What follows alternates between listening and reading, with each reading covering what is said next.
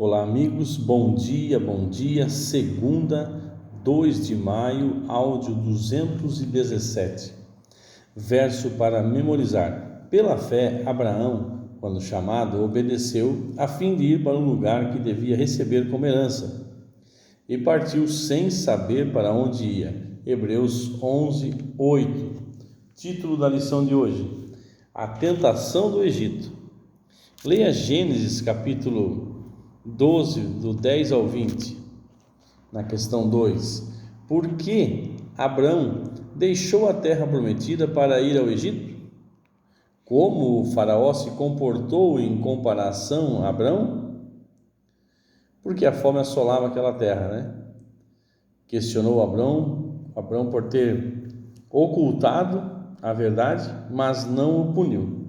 Ironicamente, Abraão, que havia acabado de chegar à terra prometida, decidiu deixá-la e ir para o Egito, porque havia fome naquela terra. Gênesis 12, 10. Textos egípcios antigos mostram pessoas de Canaã indo para o Egito em tempos de fome. No ensinamento egípcio de Merikare, texto da época do Império Médio, 2060 a 1700 a.C., pessoas vindas de Canaã são identificadas como miseráveis asiáticos, e descrita como pessoas com falta de água, que não habitam um lugar. A comida impulsiona suas pernas. A tentação do Egito era um problema frequente para os israelitas. Números 14, verso 3 e Jeremias 2, verso 18. O Egito se tornou símbolo de seres que confiam em seres humanos em vez de Deus, segundo Reis 12, 18, 21 e Isaías 36, do 6 ao 9, 6, verso 6 e verso 9. Nesse país em que havia água diariamente, a fé não era necessária, pois a promessa da terra era visível. Comparado com a terra de fome, o Egito parecia um bom lugar para ficar, apesar que Deus havia dito. Nesse ponto aqui, mostra o perigo, né? Até Jesus cita aqui em Lucas capítulo 18, 24 e 25, que é mais fácil é mais fácil um camelo passar pelo fundo de uma agulha do que um rico entrar no reino dos céus. Justamente por isso, porque parece que a fé não é necessária, né? Já tem tudo, está bem abastado, então para que buscar a Deus? Parece que só se busca a Deus na falta, na dificuldade. Mas essa não é a verdade do Evangelho, né, amados?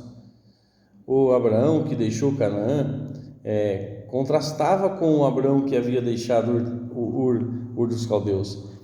Antes, Abraão era retratado como um homem de fé, que deixou Ur em resposta ao chamado divino.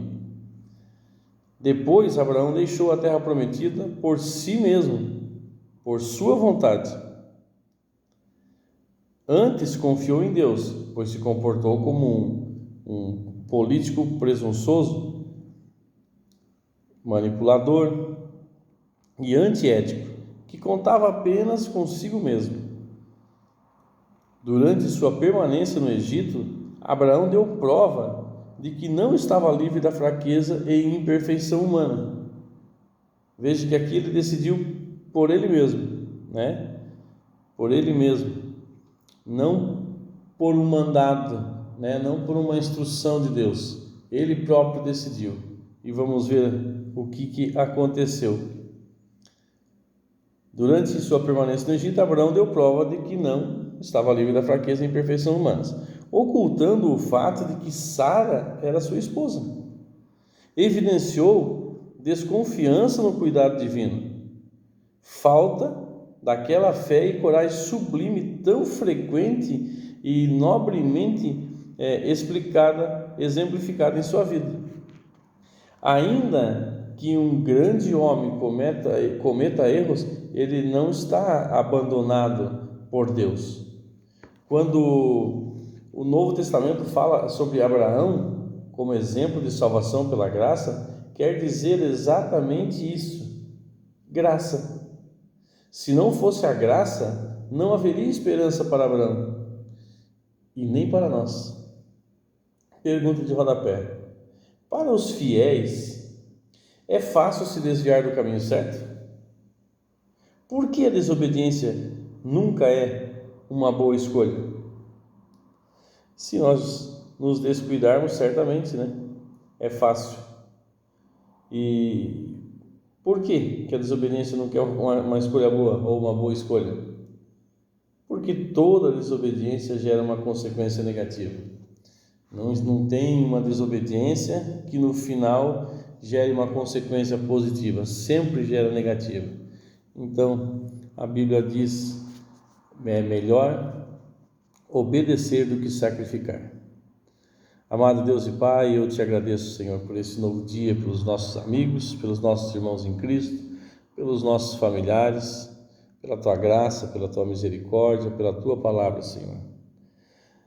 Que nós possamos ter equilíbrio, Senhor, em todas as coisas que nós venhamos a fazer.